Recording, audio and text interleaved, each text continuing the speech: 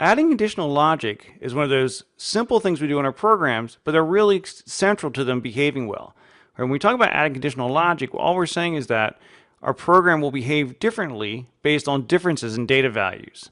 And there are four things we need to understand to do this. One is relational operators, that gives us the ability to test different values. Something called conditional assignments, which allows us to assign values differently based on conditions. The if statement, which allows us to change our code path in our application. And then logical operators that allow us to combine different conditions together. Looking first at relational operators. These allow us to test values against one another. These are very familiar if you're coming from any other programming language. We'll just go through them quickly. The first one is greater than. Is the first value larger than the second value? Look at an integer example. 5 is greater than 4. We get into character data values. What this does is this uses the different Unicode code points. So if the code point is larger, then the sort or the comparison is considered larger. So C is greater than A. And there's no way to do a greater than with a Boolean.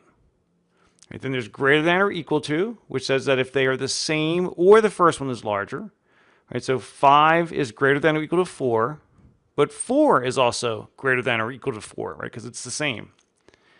Our character ones, right, C is greater than or equal to A, and A is greater than or equal to A. Less than is the first one less than the second one. 4 is less than 5. Right? A is less than C. Less than or equal. 4 is less than or equal to 5. And 4 is also less than or equal to 4.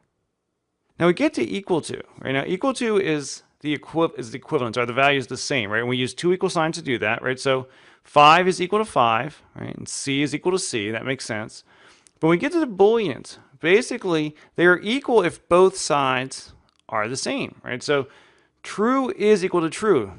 So that makes sense. But also, false is equal to false, right? So if you have two false values compared for equal, that resolves the true because those values are the same. And then finally, not equal to is simply are they different, right? 4 is not equal to 5, A is not equal to C, and true is not equal to false.